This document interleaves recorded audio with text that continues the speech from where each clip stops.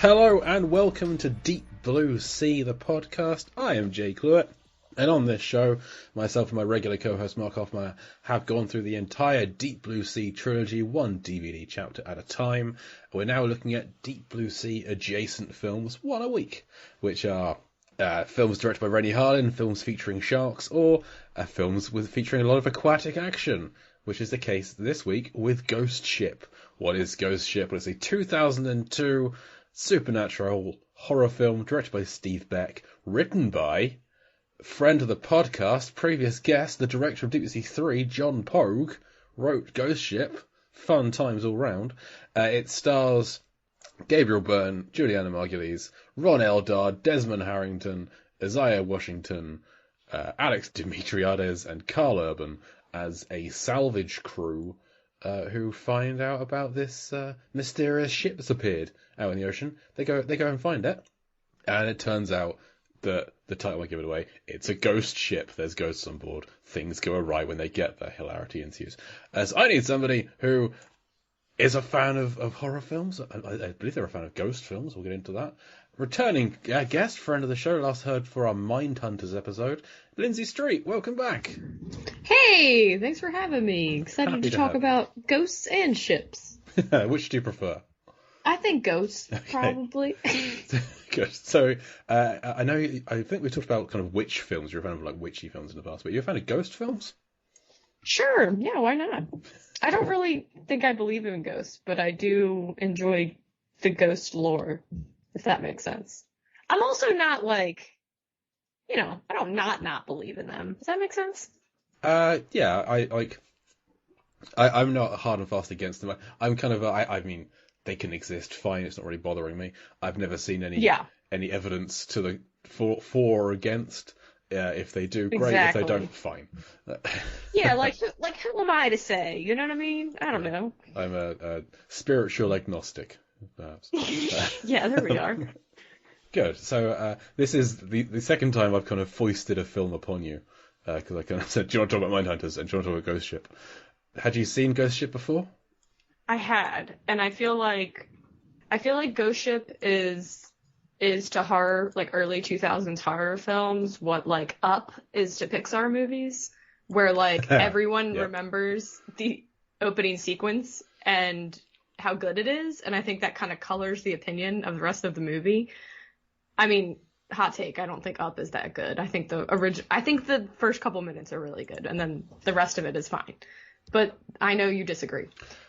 I have sentimental attachment to it. It's the first film my wife and I ever watched. We had the music playing as we walked down the aisle at our wedding. Totally. It's a film I've watched many times that I can't watch anymore because my little dog barks when he sees a dog on the screen. Oh, and dogs feature heavily in Up, so we cannot watch Up when Charlie is around. That makes sense. It's annoying. I mean, it's not like a bad movie by any stretch of the imagination, but you get what I'm saying. Like, I do think that anyone who has seen this movie at some point in their life does remember that opening sequence to the film. I can confirm that because I know that I have seen this film before, but all I could remember was that opening sequence. And, I mean, it helps that is a scene I've just gone onto YouTube and watched that scene often. It's kind of what am I in the mood for today? I don't know, a bunch of people getting cut in half. Great, that's 4 minutes on YouTube. Let's go. So that was, I remembered that, and I did remember like bits and pieces, but I was enjoying. This was very similar to Mindhunter, where I couldn't remember the like mechanics of the plot, and like I remembered certain sequences, but not how they got to the end. So when I rewatched this, it was really similar because I was like, okay, so I do remember X, Y, and Z, but I don't remember how they tie any of it together. And so that made it like kind of a fun watch from that perspective. Yeah, I'd forgotten like most of the cast. I'm pretty sure like the first time I watched this, I had no idea who Juliana Margulies was. I've now watched all of ER. Totally. There's so many hot people, and like I was Carl amazed Urban. how hot this cast is. Yes, and also like Gabriel Byrne. Yeah. So hot, and like he looks great. This is like him in his prime. Everybody looks good in this. I was like, all right, and a lot of familiar faces I had forgotten about. I also kind of realized that I don't remember did Mindhunter come out in like the late 90s? I think it's 2004. Okay, all But right. it was made earlier and got Yeah, that's delayed right. and feels Okay, like the most 90s film ever. for sure. Yeah, But like 2004. Yeah. a lot of these movies, they have like really similar energy and plotting and like I don't know what you want to call it, but I realize like that's a genre I'm very nostalgic for. Like it's a kind of a comfort food type movie. And I I had this realization where I was like, is this gonna be like my Turner Classic Movies when I'm very old? Like, will it change? Like, when I'm like 70, will I be like, oh, let's throw Inception on? Or will I be like, let's throw on 1997's Gossip? You know what I mean? Like, I've never even heard of Gossip. it's not a good movie. It's like a stupid thriller. But those were like, I guess, I was trying to think like, will my nostalgia movies be those like when I like what I grew up with, or like just movies over time that made an impact? Who knows? My guess is a little bit of both. Like I've talked about before, my first ever favorite film was Daylight, starring Sylvester Stallone, a film no one ever talks about. It's just, I don't know if you've seen Daylight, but it's like I thought you meant the vampire movie for a minute, and I was like, that's strange. that's Daywatch, is that? Oh, Daywatch. Yeah, you're right. Timur Bekmambetov. Yeah. Daylight is one of the tunnels leading out of New York collapses, and Stallone is a disgraced paramedic who has to go in and save the people that are in there. Viggo this sounds Mortensen's so in up it. your alley. Yeah, Viggo Like, Mortensen's there as like an escape artist who tries to burrow out and then gets just destroyed very early on. so are we all just like, because you love an escape movie, I have right? an Like you escape love film, a like heist. disaster movies. Yeah. And, like that would be Deep Blue Sea adjacent because it's all underwater essentially because they're under one of the rivers. But I did an episode on Emily Slade's podcast, Wildest Gotcha. Film, recently, so that's covered. People can go and listen to that. So that's covered. Man, the movies that shaped us, though, you know? Yeah. That's just, I don't remember. I didn't go to the cinema and see that. I saw it on TV and I just really liked it, and that's like one of the first films I can remember watching is that and Die Hard with a Vengeance. So those are like my nostalgia films. So these mid-90s. Makes total sense. New York based. Yeah. But had I like seen Ghost Ship at a more formative time or remembered it, I think this would be in there as a nostalgic film because this is my kind of film with like it's got some great scenes, it's got some decent kills, a cast that's aged very well. Yeah. Honestly, it looks pretty good too. Like even there's not that many like terrible effects or anything like that. If anything, I wish that the movie was dialed up a little bit more, just a bit. But I appreciated what they were attempting to do with it. You want a film to match the soundtrack, basically. Oh my god, no. It's maybe okay, I did write that down as a note. That was the only thing that really, really dated it. I was like, wow, they really went in here. I think about that now when I watch movies. Like, I just watched, like, The Lost City, the one with Channing Tatum and Sandra Bullock. I haven't And it's seen like, it. Yeah. okay, it's cute. It's, like, fine. But, like, at the end, they just have, like, some, I don't know, it's like Megan Thee Stallion or, like, Cardi B playing, and I'm just like, this is gonna sound so weird, and, like, not that those songs aren't good, but I don't know, sometimes song choices, I'm just like, why don't you go with something that fits a little more, and not, like, something that's on the thrash top metal. Oh, man. Like the flashback scene. My two highlights of the film are the scene at the start, and then the flashback to what's happening behind the scenes at the scene at the start. Which is also very good. They're the two best bits, and they just kind of But got to not get through the rest of it. But the song they use for that flashback scene, It's wild. it's ridiculous. I think it's the song is called Super Honey. I'm not sure who the artist is, but it's yeah. Interesting. I'll have to add that to my Spotify. And like the film ends and goes into a fairly terrible closing credits song by Mudvayne.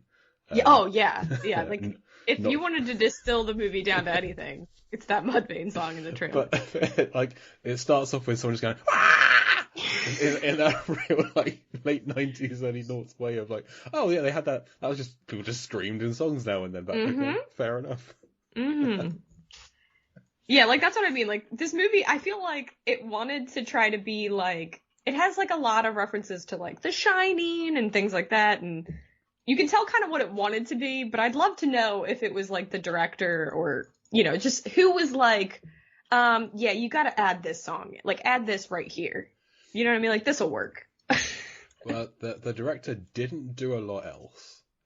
Really? Steve Beck directed this, and he directed 13 Ghosts the year before. Oh my god, they're so similar. And he did visual effects on Hunt for October. Oh, neat. I feel like we could cover on this. The Abyss, which we have covered on this show. Very and cool. Indiana Jones and the Last Crusade, talking about nostalgia films I loved as a kid and still adore today. Yeah, like 13 Ghosts has very similar energy. Just like I was saying, very Mindhunter, House on Haunted Hill, the remake, like all those movies, very similar. I will say that I did watch 13 Ghosts as a grown adult, and it did not hold up. It was pretty bad. But there are a lot of memorable, like, effects in that movie, so that does make sense. That's another one I have not seen. But I think Mark has talked about it being good before, and that's another one with a great cast. I do think people look at it in a similar way, where there's a lot of memorable stuff in that, like, visually, which now that I know he worked at ILM, that makes a lot of sense. But it's not... And it also has National Treasure Matthew Lillard in it, who I will watch anything he's in. Well, it's got him, Tony Shalhoub, Ben Beth Davis, Shannon Elizabeth, How can you go wrong? I can go wrong with that. Yeah. But no, I love Matthew Lillard. But I mean, he's great. He is. He's so underrated. I heard a podcast recently on Scream where they said his performance was terrible, and I couldn't disagree with the statement more. Who is it? Can you give me their address? I wouldn't do that to them. That's so f***ed up. I quote that movie all the time. His performance is so good. Man, if I had a nickel for every time I said I was feeling woozy, like that line is so good. Yeah, sorry. I love him. We're off tangent, but... That's what podcasts are. Speaking of performances, everybody in this movie is pretty decent. Yeah, they're all doing a good job. Some of them aren't given a lot to work with. Agree. But there's no one who stands out as being terrible. No, totally. And I actually really liked Isaiah Washington in it. Juliana Margulies is like okay, but I don't know. She could have done a little more. But... She kind of gets saddled with being the lead almost, like where she's just kind of generic and then has to follow a shot. Like it was kind of annoying that the only female character has to act as some kind of mother to this ghost child. I did think that was like odd because they don't ever really like explain it, but I guess you could just say maybe the ghost child was like comfortable talking to the female. I don't know, because they don't really like dive into that too much. No, they say that the kids that her parents are dead, but she only seems to like, miss her mother for the thing, by the feel of it. Hey, maybe her dad was an asshole. Who knows? Maybe. Men, am I right? Yeah, men. Jeez. I actually liked the way that all the dynamics on the ship worked. Like, that's what I meant by, like, it didn't feel, like, terribly dated. Like, I feel like if you could have all the same dialogue today and it would probably track fairly well. There wasn't, like, any super weird scene about, like, her being the only woman on the ship. Like, they discuss it, but it's really, like, everybody kind of respects her. There's some late 90s, early noughts kind of homophobia. Oh, totally. With Carl Urban and Rod Eldard. Be like, oh, you Navy guys, you take it in the ass, kind of thing. I would argue that line could exist. Like, that level of homophobia could exist pretty easily now. Like, you know what I mean by that? Like, yeah, I do. I don't think it would be... I feel like those characters would then be deemed as evil in some way for having said that in a film. Or yeah, that's true. Be punished for it. I mean, they die, so maybe they will. Do. You know what I appreciated about this movie? Okay, so I just want to talk a little bit about... I thought the pace was pretty good. It's a tight 90, which I love a tight 90. But I did think that they could have done a little bit more with the, not necessarily the supernatural, but I think that, like, when they find the ship, they struggle a little bit with, like, action tension, because I find the action set pieces to be, like, not that enthralling. And some of the scares, so to speak, like, work better than others. I did appreciate that they weren't trying to, like, overdo it, if that makes sense. There's, like, some sequences, but, yeah. Anyway, I know I'm skipping ahead, so... Am I skipping ahead? Well, I mean, we haven't really started the plot, so it's fine. Let's start at the beginning, then, okay. So I don't go ahead. No worries. Okay, so we open in 1962 with opening titles and music very much like an old sitcom. With, like, kind of written in pink font on the screen, which I enjoyed. I did, too. Because it's very much kind of a Love Boat kind of thing. We're like, hey, it's a big fancy party. There's a sexy singer. Everyone's having a good time. There's a little ghost who's lonely, and the captain comes and dances with her. But then the scene happens. Everyone's dancing.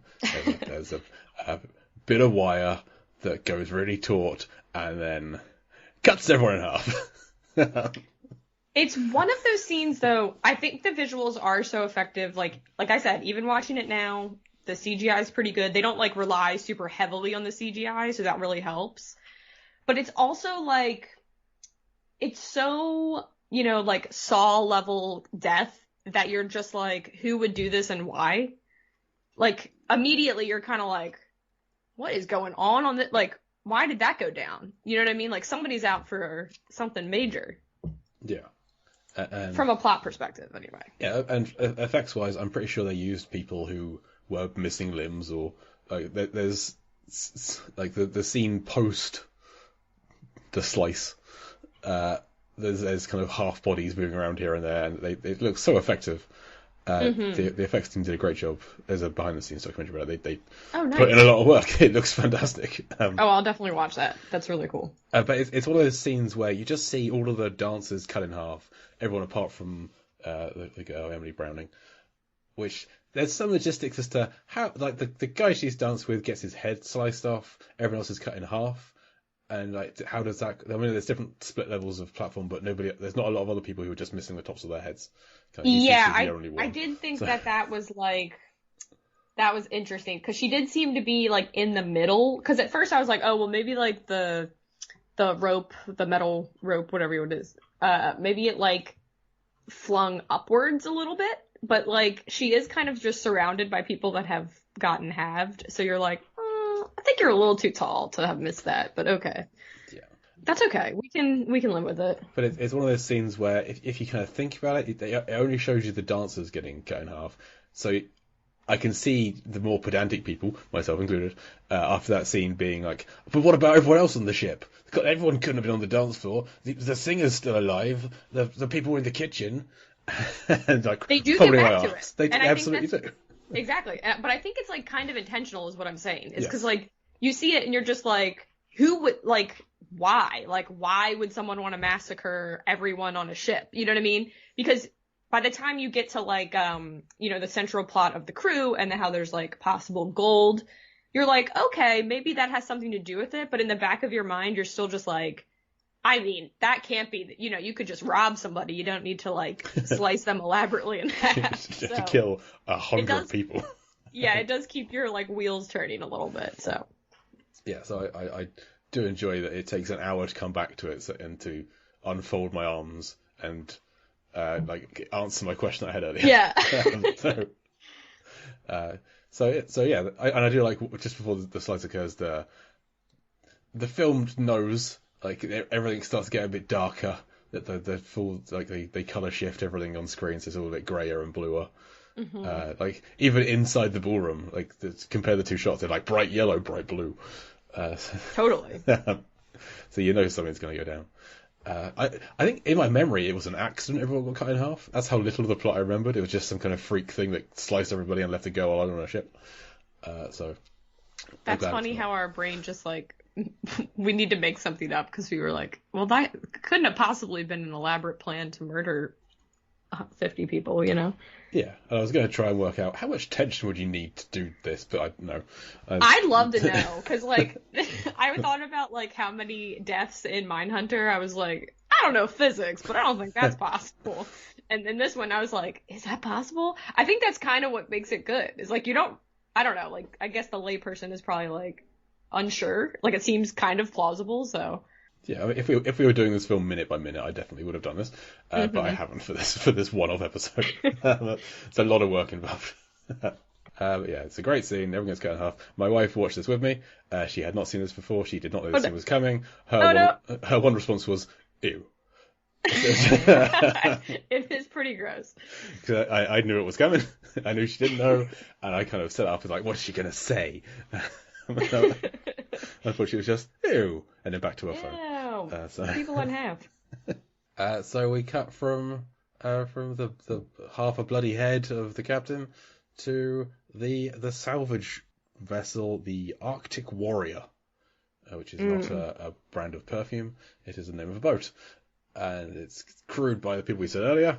They're out trying to salvage something. There's a ship sinking. Juliana Margulies dives down, risks her life and the lives of Carl Urban Not only does she risk her life, though, like, don't we love a protagonist who is like, hey, I know what I'm supposed to do, but by golly, I'm gonna get this material possession that we've been working on for a long time here. Like, Everyone I think else she is says saying that. no. She's like, yeah.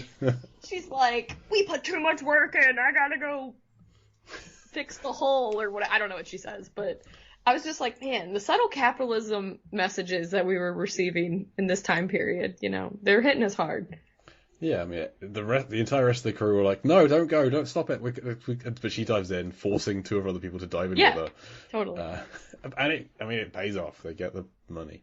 Of course it does, and they're happily hanging out at the bar, just like Mindhunter. Yeah, it's very, very similar start to the film. I know. And yeah, I checked, whilst Mindhunter did come out in 2004, it was shot in 2002. Damn. So they were making these two films next to each other, basically. Yeah, the same bar. If you like these kind of movies, it's a decent double feature, so. Yeah. I think I might prefer Mindhunter a little bit more. I don't know. Mindhunter has more creative deaths, so I like that. More people die in Ghost Ship, but there are more creative deaths in Mindhunter. Yeah. Definitely. Yeah. God, that was a fun film. Just going through the frozen nitrogen death in that. Yeah, again, I don't think that's possible, but that's. All right, don't give Ghost Ship its due. Sorry, okay? My apologies to Ghost Ship. So we meet the crew. Gabriel Byrne is the kind of the captain. Murphy, he's got a drinking problem. He's sober. He's a sober guy. He is sober, yes, which he does not remain that way. Julianne Margulies is like his second in command. She owns a third of the operation. I did like there was no kind of hint of romance anywhere in the film. Yeah, she was just. They even address it, and they never get weird about it. And I was like, cool, I like it. Yeah, I've mentioned in the past I don't like they just tack on a romance into a film that does not need it. So good. Isaiah Washington signs his fate by saying he has a fiance at home. Totally. So he's not going to make it back. You know he's going to be clutching a Polaroid at some point in the movie. Yep. And then Carl Urban and Rod Eldard are just kind of guys, buddies, just men, kind of thing. You have to have like a Dumb and Dumber guy, like a Beavis and Butthead. So the Ron guy that you just mentioned, Dodge. Who is he? His name is Dodge. Oh yeah. But I mean, I couldn't remember him from anything. He's the guy in Deep Impact on the shuttle who goes blind. Okay, because I feel like I kept calling him like knockoff Owen Wilson because I was like he reminded me of Owen Wilson in this. I can see that. Yeah, I mean, just physically. I've seen Deep Impact so many times. I don't like it, but I've seen it so many times, so it's just kind of burned into my mind. And I recognized his. Looks like he's done a lot. So. Yeah, I mean, I recognized his voice more than I recognized him. That's and from Deep Impact, but he plays a guy who goes blind in that. So that film is so ingrained to me that I think in every other film he's playing somebody blind.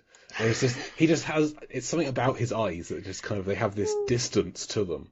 Oh my! But it works really well in Deep Impact. But it's my first thought whenever I see him in anything else. That's funny. So that's Dodge and Munda is Carl Urban's name. Oh my God, what a name! And then there's Santos, played by Alex Dimitriades, whose main character trait is he loves his car, and he talks to a picture of his car. And this was like. He was borderline the LL Cool J in this. Absolutely. Yep. Yeah, he's so not as likable, but they were trying. That's one of my notes in my comparisons between this and Deep Blue Sea is Santos talks to his picture of his car like Preacher does to his parrot. So so he's like the ship's engineer and also driver, and the rest of them are. I think Isaiah Washington is Greer. He's like the communications guy who like handles the books and things. Murphy's the captain, and the other three are like the lackeys who get the job done. They are approached by Jack Ferriman, whose name is not at all important, and not at all ominous that he is a ferryman of souls to the depths. I'm picking it up now. I didn't get that before. And he has seen a ship somewhere. He's got pictures of it. They agree to take him out.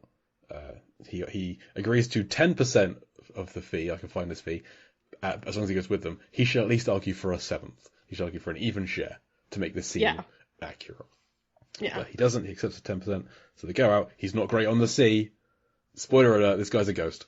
Just, I'm like, I remembered / worked it out about halfway through the film. Like, this guy's behind it all. I remembered he was involved, but for some reason I was like, is this like another one of those, his like ancestor was on the boat? I feel like they used to do that all the time, where it's always like people were paying for the sins of their fathers, like in all these. But so when it got to the end and they like did his reveal, I was like, okay, cool, that actually makes way more sense why he would kill people so violently. Yeah. You know what I mean? Like why he would like enjoy an elaborate rope cutting. He's basically a demon kind of Yeah, thing. he's a bad dude. Yeah, he's not a good guy. So he like lures them out, and they can't find the ship's not appearing on the radar. Then it is, and it's not. Then it is. They almost run into it. It appears out of nowhere, like it's some kind of ghost ship almost. It's weird. They haven't read the script, and they determine through maritime law that it's finders keepers, and they get to keep it. Yeah. I haven't vouched the accuracy of this, but I'm just going to go with it. It's fine. Well, and Gabriel, he has or Murphy rather, he's got all the details. Like he knows all the history because he's seen. I think he literally at one point is like, I've seen some things, and he serves a lot of really good like exposition for us, including a really great scene where he's talking to the ghost captain and he's explaining the whole plot, and the ghost captain is like, he's saying it out loud and the ghost captain is just nodding along. I thought that was so funny. He was like, so he was on the ship, and it's like, you're just shaking his head. Well, I think most of the ship's crew and passengers, the actors are Italian, so maybe he didn't speak a lot of English. He just kind of nods along. I don't know. All right, I can go with that. I appreciate that. But that's a guess. I mean, I don't know. But I thought I liked the look of the captain. He fit well. Yeah, I like that. Yeah, everybody. The singer was great. Yeah. The singer is stunning. Cast her very well. I could not take my eyes off her every time. She was great. Yeah, has she been in more? Like, is she a singer? Or she's been in a bunch of Italian films. Okay, cool. There you go. Got 41 credits to her name. Still got 3 films out this year. Dang, awesome. I will write down their names. Francesca Retondini is her name. And this is her most known for on IMDb. It's Ghost Ship. That's so wild. It's also wild that it's like one of the only English language movies she's been in, it looks like. Yeah, it's like this and something called Endless Dark, which sounds like a Cormac McCarthy book that I will not read. Yeah. The Dinner in '98. Okay. So they upon arriving, they basically do hit the ship, and so they damage their little tugboat. So Santos needs to stay and fix it up. Greer stays on board as well, but the rest of them go and explore this mystery dead boat. Like a bunch of lunatics. I get it, they want the money, but also, no, thank you. Because they get on, immediately split up. I like when the guy falls through the floor, I think it's a guy. And it's Carl, he's screaming, don't let go. Yeah, and like Murphy's like, I told you to watch out. He's so mad, he fell through. He's like, I told you this rust turns the floors into paper. But there's nothing he could have. It looked like solid floor. It's not like he's jumping on the holes or anything. Exactly. It's like, give him a break, man. So as they're pulling him up, Julianne Margulies, Epps is her character name. She sees Ghost Girl, Katie, Emily Browning, and kind of spooks her a little bit. And then they all split up. She goes to the onboard swimming pool, finds bullet holes in it, gets into the pool. As she gets out, blood starts filling in. I thought she fell into the pool. She went in, saw the bullet holes, and as she was getting out, that's right. Ghost Girl appeared again and kind of scared her back in again. You're right. So as she's getting out, the pool fills with blood and corpses, but they disappear when she turns around.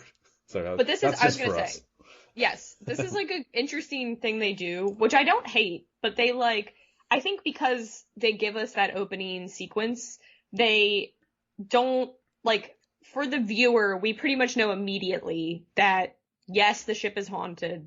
Yes, there is absolutely supernatural activity. And so you're kind of watching the people on the ship who are, not too sure of what they're seeing. But we aren't going through that. Like we're like in the know essentially. So all the scares kind of exist just for our like atmospheric, spooktacular, if that makes sense. And I thought that was kind of interesting because going that way, it's not like, oh, like they already know like the horror viewer is gonna like immediately be like, you gotta get out of here. So they're just like, okay, it's fine if we show them what's happening. And I enjoyed that the characters, they're not like, so it's not like one person is like, you get out of town. There's no way this is happening. Like they do kind of do that, but to a degree that I felt was like normal and healthy. Does that make sense? Like, when you're watching a horror movie and someone, like some crazy thing happens, but no one wants to buy into it. I didn't feel like there was a lot of that in this. Like, yeah. Like Epps' character, like, it's very feasible that like she would see that and just be like, okay, do I have my, like, is my head on straight? And then like once she sees it again, she confides in someone. So. Yeah, and I mean, she says the lines that she has is, "I think I saw something I couldn't possibly have seen." So yes. She is doubting herself, but it does kind of help that the person she goes to say that I think I saw a ghost is a ghost. So he's going, so he's not going to go like, "This is insane. I'm going to tell everyone you're a crazy person." They do a good job with his character as far as, I mean, like if you weren't clued into like the fact that he was a bad guy too early, they do a decent job with like he doesn't say anything like too doubting right away, like. They kind of pepper it, you know what I mean? Yeah, he's not. Like he doesn't seem super suspicious. Yeah. His story is believable. He pretends to be seasick, that kind of thing. So it all kind of works together. It's not until Gabriel Byrne and Margulies they kind of find out together for other people at the same time. So yeah, and everyone else is more concerned with there's a big ghost ship here.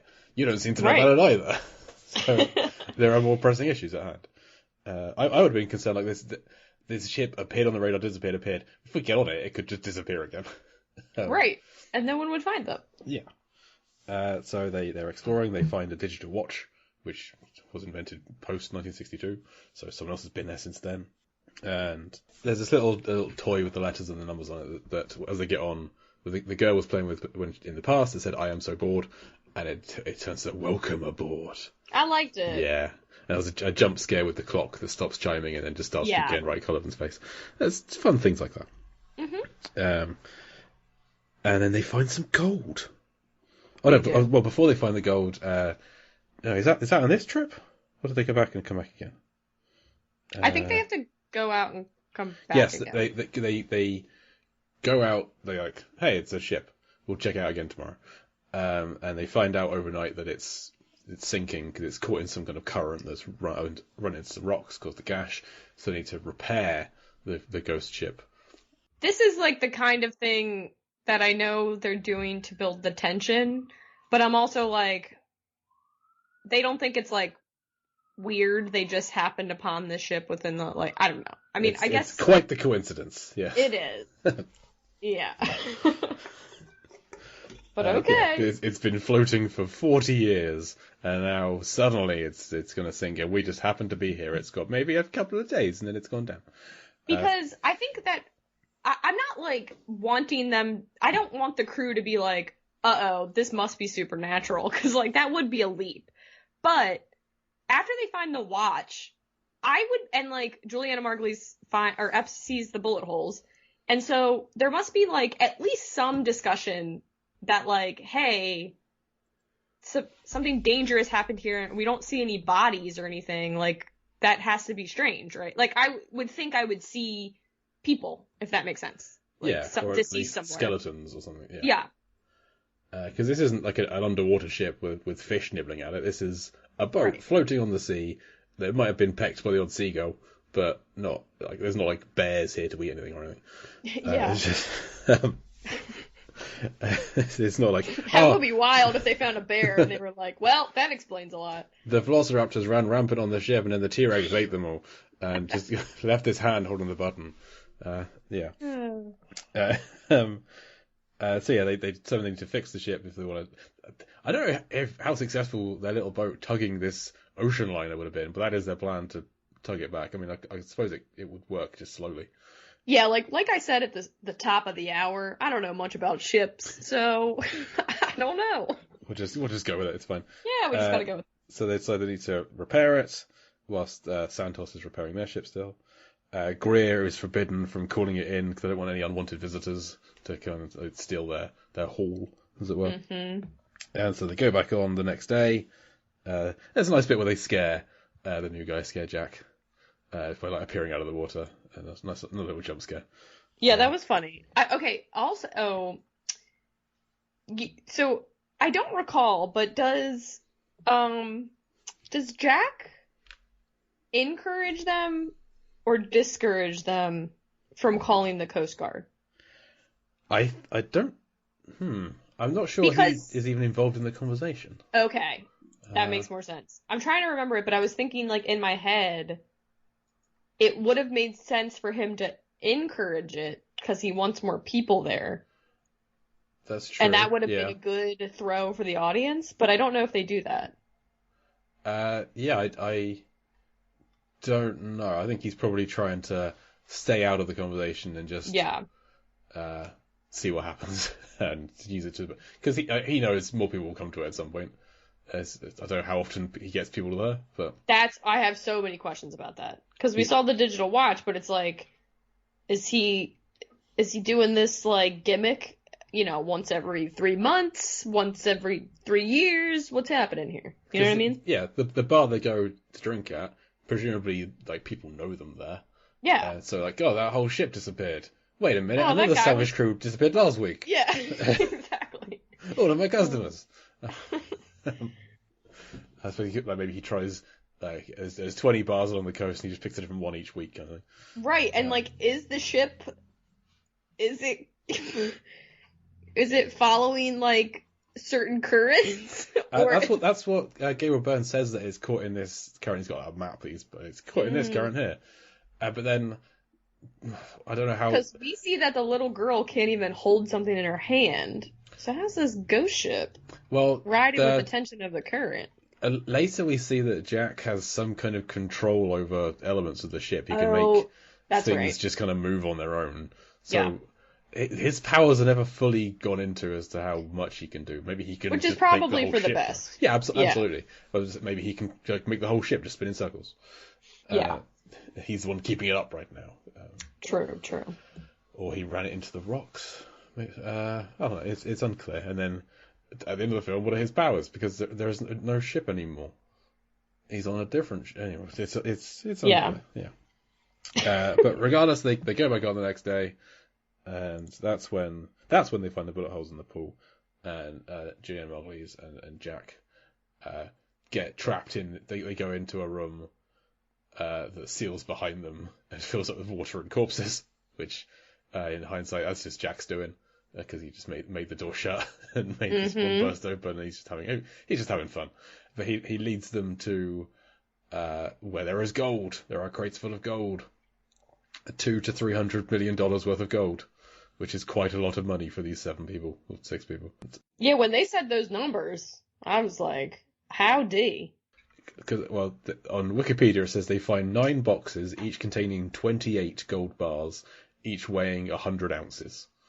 So, it's quite a lot of gold. Sounds like it. It seems like enough that it would flood the market and then reduce its cost. But I don't know. If they do it tactfully and do like one a month kind of thing. Please remind me to bring the gold up at the end of this, when we get to the end, because so many questions. But go ahead. So they split up again because they're fools. Merv goes to the captain's office, where he finds a bottle of I'm going to guess whiskey, scotch, something, and he pours himself a drink. Goes to drink it, sees a reflection. No, it's already poured. It's already poured. Yes, so he picks it up to drink it, and he sees the captain in reflection in the mirror, and so drops the glass. It's also worth saying they estimate the gold to be like $200 to $300 million in 2002 money. So that's a lot of money. Like, I mean, whatever they're doing after that, I get it. I completely understand why they want to keep this. And that's like life-changing money there. Not call the Coast Guard. Yeah, totally. So everyone kind of splits up, and you get an insight into. I think the ship is kind of playing with their dreams, or Yeah, something like that. yeah, or their fears, Mm-hmm. because Greer wanders off into the ballroom, and Francesca appears, and well, he can like hear her. He's the one with the fiance at home. Maybe he has like fears of commitment or fears of marriage or something, so he just wants to get his underway with this sexy ghost. I don't know, which comes back later. And Greer and Epps kind of determine that the ship is in no great condition. They kind of want to get out of there, just take the gold and run. But Murphy like loves the boat. He's in love with this big old ship. And as they are kind of talking about going to leave, Santos is repairing the engine. Greer is getting ready to turn it on, but the propane tank mysteriously opens. The little girl can see what's happening. She tries to warn them, but the boat explodes. Santos dies. It sucks. He like smells it. He figures it out just too late. Yeah. So Greer is injured, but is fine in the next scene. Everyone else is fine in the next scene. It's just Santos is burnt to a crisp. Speaking of being fine, they're like fairly chill about his death. They're not like all that bent out of shape. Yeah. Yeah. Yeah, that's true. Actually, except for Isaiah Washington's character, I did really like that scene where he punches Jack. That scene felt very real and well acted. Yeah. Do you know what I'm talking about? I do.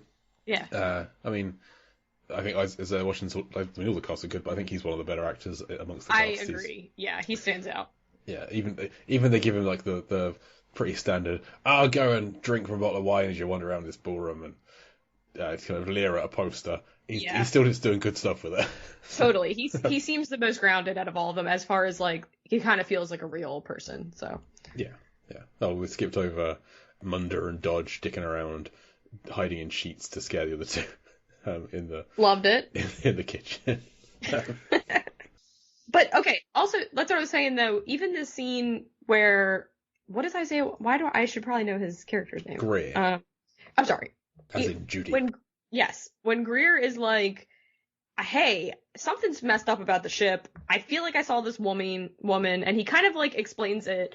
And it obviously sounds like very silly. And they kind of just like say, hey man, you've got like commitment issues. You're going off the deep end. No pun intended.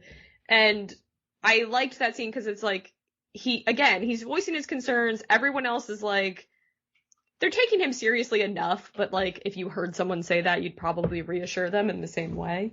So I thought that worked out well. I liked how they did all that. Yeah, I do too. Good. So they've only got the what's it called? The Antonia Graza is the big ship. They haven't got that, so they have to fix it up and get out of there. But Greer wanders off and gets drunk. Goes off to the ballroom after again. The fight. Yes, after the fight. So he has had altercation with Jack. Yeah. The fight is about how Jack is very callous that Santos died. Yes, true. Yes. So he deals with that by getting drunk, going to the ballroom, where the whole ballroom reassembles itself in reverse, like it's at a Tenet. Yeah. And everyone appears applauding him. Francesca, the camera follows her butt across the screen for a little bit, and then they dance, and she leads him away getting undressed. He reasons that he can't cheat on his fiancée with a dead woman. Yes, and it's very like The Shining. Like there's so many like visual similarities. Yeah, absolutely. I just love that drunken reasoning of, I mean, I shouldn't cheat on her, but you're dead, so like this balances this ain't out. even real. We're in a different state. I mean, it doesn't count. It's international waters, so I feel like it definitely doesn't count. Finders keepers. Yeah. Can I tell you what I like about this scene a lot too? Please do.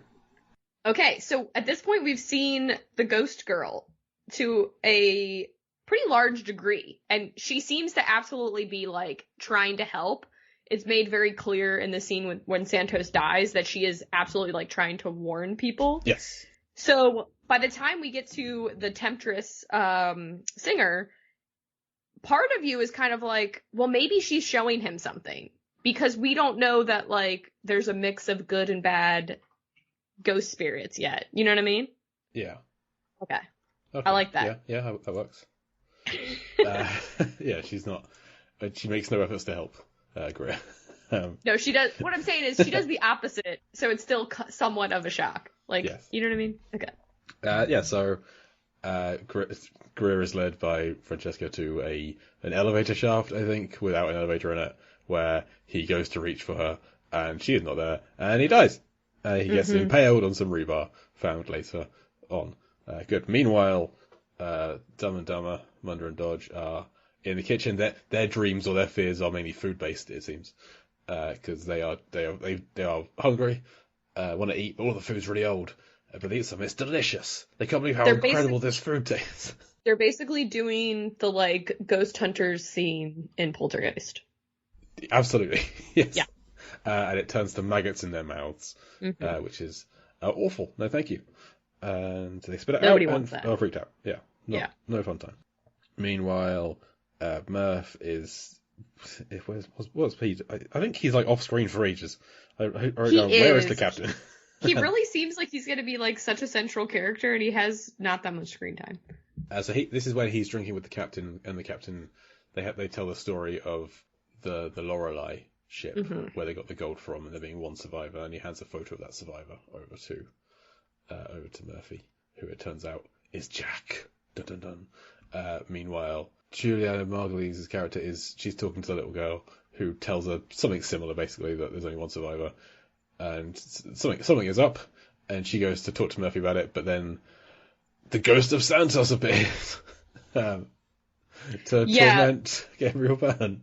But right in between, so like when we're all discovering that as the audience, that is where we get the secondary like montage sequence set back in the 60s. This is just after this, because they lock up Murphy before that.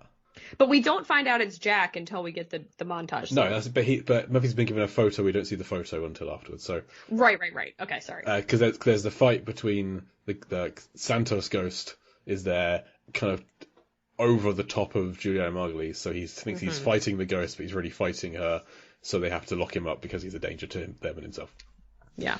And then after he's locked up, that's when the little girl takes Epps into the flashback. And my God, it's a great flashback. It's very good. So much happens in this couple of minutes. And they basically echo like the sentiments of what happens on the first sequence. So like we see that happen, but we also see everything else that's taking place on the ship. Like you were saying earlier, when you're like, what was going on here? And not only do we get to see sort of like the carnage of what took place and how, but we also get to see some of the more major players and a la like some of the ghosts that we have seen now. Yes. And how they play into the plot line in a very like succinct, easy way. And it's really effective. It kind of feels like the opening scene of The Dark Knight, where there's a team of people who all kill each other off, so there's one survivor. Yeah. Because there is like a dozen turns and twists and in this, like, we see the chefs have been killed and there's fake chefs putting rodent poison in the food. Some guests are vomiting. The razor wire cuts everyone on the dance floor except the girl. Which I thought about it. I'm pretty sure this film has kind of latched into some memory. This is why I don't dance, I think, is this film. Because all the people that dance are just killed. I'll cite that as an example as well. Be like, I saw 2002's Ghost Ship. I'm not getting up there. I learn from other people's mistakes. I did enjoy when the flashback little girl screams and the present day little girl kind of screws up her face in like, ugh, that scream of mine. I like that. That was, it's so interesting. Like how, I wonder, we know that the director came from like an effects background, but I almost feel like he would be suited for like music videos or like, I don't know. I think like if he had just continued to make movies, I'm very curious why he stopped, because I could see him being like quite successful. It reminds me a bit of like a David Leitch situation where like a stunt person actually like started directing action films. So I think that these two sequences like clearly show that he has a good eye for like where to go with the camera and like how to kind of tie in these interesting bits. So I think it's like fairly I think like it has horrendous reviews for I don't agree with. Same. I've only kind of heard negative things about this film, but I enjoyed it. Yeah, it's not bad at all. That's the main thing. So they see the guests and the crew are being rounded up and shot and stabbed by other fake staff in grey uniforms, or real staff who've turned, I don't know. And then the lead grey uniform guy who we saw approving the soup earlier guns down the people in the pool, and he gets knifed by the lead guy in the white jacket.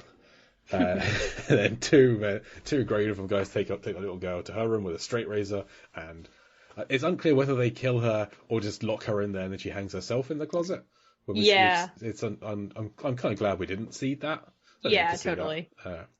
I thought that was so effective. Just how like we see it, we know how she dies technically.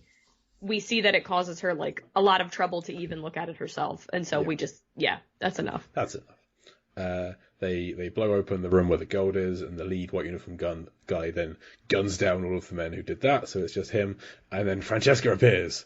It's like she's in league with the white uniform guy, but then she shoots him, shoots him in the head. And you're like, oh, like there's so many twists at this point.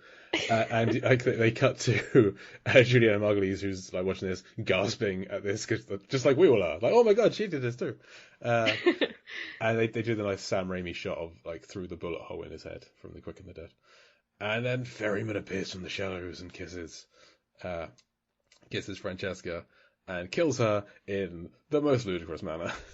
But that's what I'm saying. If he's a demon, it tracks. It absolutely does. But if he's a regular guy, it makes no sense. But since he's like otherworldly, sure, he could just move out of the way and have this thing take her away. Yeah, because he like kisses her into position to where he knows that where there's a hook, he gets her there, and then magically uses the force to dislodge the hook, swings down, gets her in the neck, hoists her up.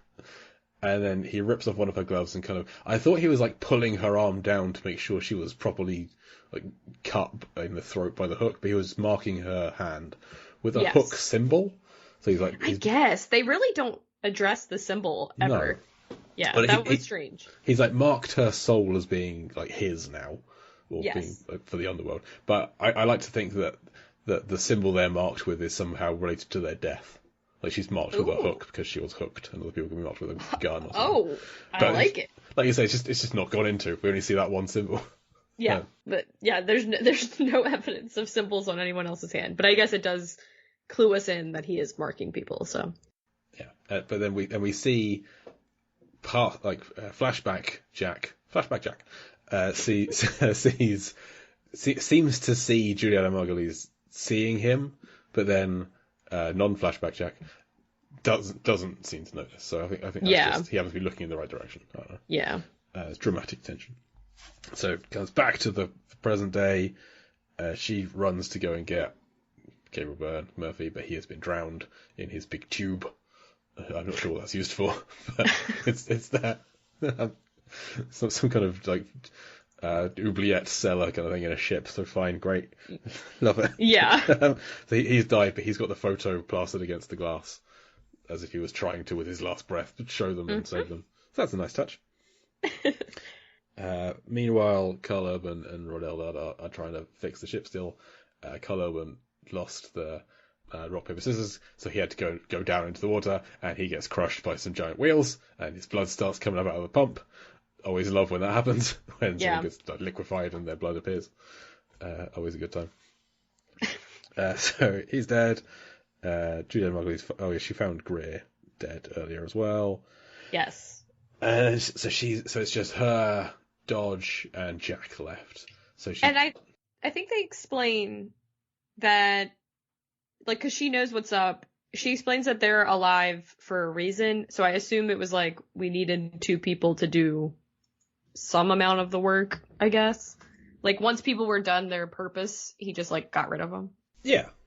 So basically that explains why he didn't just kill them immediately and that they were picked off. But it doesn't, and I'll get there in a bit. Well, I suppose it also could just be like he's having fun. That's true. We always like when there's like a vindictive shark in our films, just like in The Shallows, the shark's just playing with Blake Lively. Yeah. It's just having a good time. Okay, so all right, we're almost at the end. I'll wait for the end because I do have a lot of questions. Okay. So it's just Dodge, Epps, and Jack. Epps tries to tell Dodge that Jack is a demon, but he's unable to before he appears. So she goes off to find Munda, who they didn't know was dead yet, and gives Dodge a gun, and says like, "Keep an eye on each other, but keep an eye on him." But she knows he's like supernatural, and just giving him a gun. Yeah. I don't know if that's going to do a lot, and it didn't. He died off screen, which I hate off screen deaths. Yeah. Deprived. So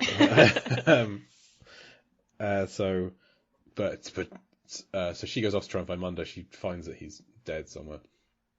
And then Dodge appears, but it's not Dodge. The scene between Dodge and Jack, where Jack's like, "Oh, I know that you're in love with Epps, and I can make I was you gonna together." say this. We do get like a scene of him like playing to his like toxic masculinity, and he's like, "Hey, just so you know, like you're being a big puss by not saying anything to this girl you like," and he immediately turns into like a cretin. He's immediately like, "Yeah, you bitch!" Like, I was like, "Whoa, he's got a lot of pent up anger there." Yeah, because I had not picked up on any of these. If there was any kind of hinted at he's in love with Epps. No, I guess like he's just supposed to know because he's like a demon who can read our thoughts. So maybe that is why he was playing to their fears, I guess. Maybe. Okay. But it turns out Dodge is killed. Jack takes on Dodge's face because he has face shifting powers now as well. Which I feel like could have come in handy. Absolutely. Yeah. Many times. Yeah. Was he pretending? No, he couldn't have been pretending to be the captain. Because the captain I thought about that though, because sometimes the movie felt like there was maybe more filmed. Because there's a couple of times in the beginning before like Murphy explains like why he's like so in love with the ship. And he kind of seems to be like pushing them a little bit, not outside the realm of like believability, but it would have made sense if it was Jack just being him in the beginning. You know what I mean? Yeah. But whatever, I guess we don't need it. Well, I felt that the ending was quite rushed. It seemed. There's a lot of setup, and then they kind of like I like when the deaths in a film are evenly distributed. And that is not the case with this film. You get that's definitely the problem in this film. Yeah, you get a bunch in the opening scene, like a 1,000 in the opening scene, and then Santos dies like half an hour later. Greer dies about half an hour after that. Montage of those deaths all over again, and then everyone dies in a couple of minutes between each one in the last chapter. Yeah, and that's unsatisfying for me. I like it.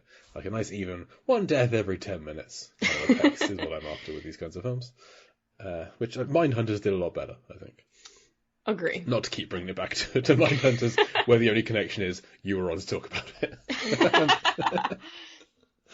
it. So they Jack and Epps have a fight, which he makes like a pipe spin and hit her in the head. He has powers over some things, but is completely unable to stop her from shooting a gun at a trigger to explode the ship. Right. Which I feel like he could have done something about. Who's to say? So the ship explodes. She manages to swim out fine. All of the souls that are connected to the ship spiral up to heaven, like the end of The Little Mermaid. Which is nice. Good for them, souls. Poor unfortunate souls being rehumanized and up. Yeah. And then a passing ship happens to pick up Epps. Takes her to shore. She's put in the back of an ambulance, but as she's sat there, she sees through the back door another ship, and there's these familiar-looking boxes are being loaded onto it, and who's following them? It's Jack. And then we get Mudvayne going wah again. Okay. And credits. So when I break this down, I have a lot of questions specifically about the gold, because initially when we kind of not like at the beginning, but once we figure out like Jack is a demon and his like entire motivation is to collect like fairy souls to like the underworld or like some purgatory situation. Whatever. I don't know. Not important. He's supposed to collect them for like whoever his boss is. And it seemingly his boss is a bad dude. So like a supernatural bad guy. Yeah. And so The I worst was kind. like, okay. So the gold is just like a way to like get criminals into the ship and like be able to get a lot of people there. Like I didn't know if the gold was like happenstance or like part of his plan, because it kind of seems like he uses it as a way to get, like, he didn't tell the crew gold is there, but it obviously becomes part of the reason why they stay. Yeah. And he also explains, or the little girl or somebody explains, that the reason the little girl is able to like maneuver through the regular world is because she's an innocent. Yes, she was killed as a she child. doesn't have a lot of sin. So that's why I was like, oh, I guess they're like trying to attract bad people. I don't know. Anyway, point being, why does he need the gold for like another ship? Like, I don't know. You know what I mean? What's the gold mean? It's a very good question. Gold doesn't mean anything to him, right? Like, I thought he just used it, but then I don't know. I have a lot of questions with that. Well, maybe. Oh no, because they say that they salvaged the gold. The captain knew about the gold. I was gonna say maybe whatever's in the box is whatever people that come on board want, and it's something else to lure them. But they don't. Yeah. They don't need it. They don't. So... And why is it like specifically ships? You know what I'm saying? Like, it's so like we have to just look over that part, you know? Yeah. I mean, It feels like it has to be ships because I feel like he's not the only person out there harvesting souls. Totally not. So his realm is the ocean, perhaps.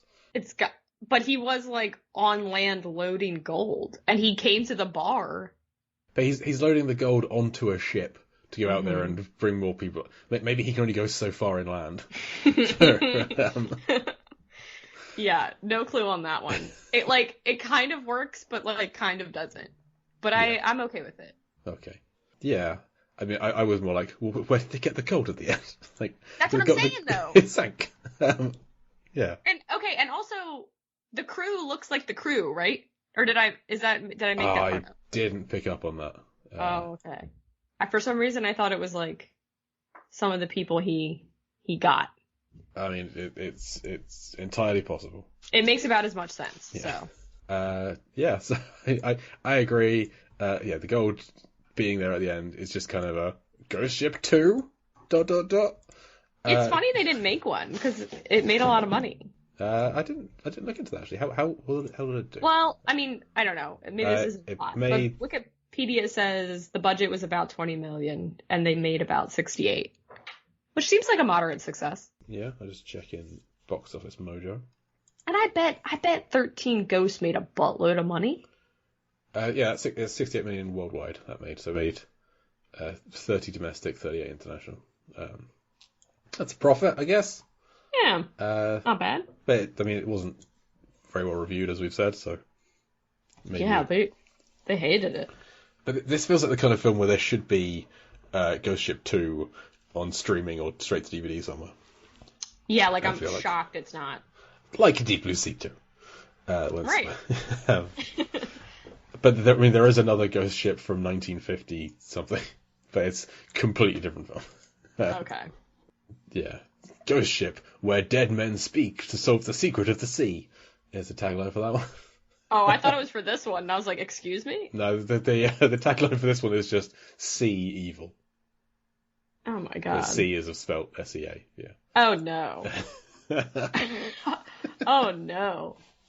Yeah, that's a Nick Rehag level tagline. Actually, yeah, this is right. completely unintentional for how we've recorded this, but we've got 3 French Show Sunday alum in a row on the show. Oh wow! We had Nick last week for the Shark Night Redux, and then Jess was on the week before for Sphere. So, oh yes, she was entirely house unintentional sitting for me, and she watched that at my house. Ah, nice. other shows have been recorded in between these that will be released at later dates. Again, purely coincidence. It's just That's funny. This is just how it's turning out. So, yeah, good times. So is that all that you had to say about the gold, or was there anything else to talk about? I mean, I feel like that's the main thing, is that I don't really understand whether or not it's important. I think it's just there as a way to make people into sinners. Okay. Because he doesn't kill Greer until Greer tries to have sex with Francesca. Yes. Thereby, he is a sinner. I'm not sure. So, okay, are you saying that he can't affect the ghost, right? Like, he can't make the ghost do can he? He definitely can't do anything to control the girl. Right.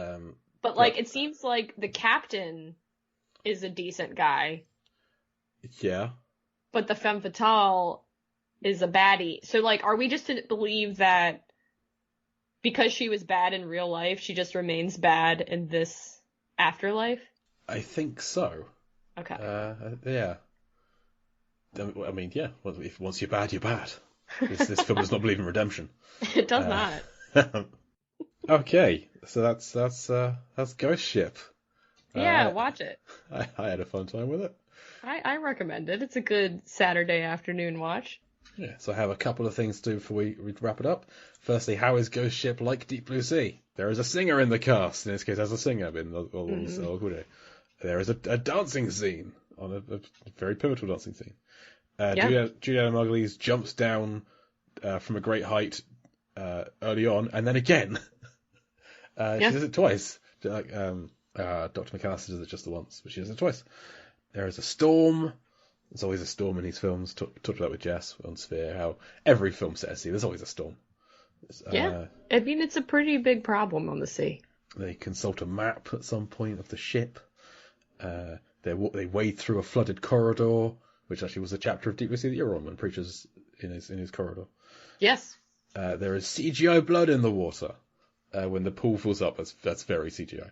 Which in Deep Blue Sea, that's one of the less known CGI shots is in the elevator shaft where Janice dies.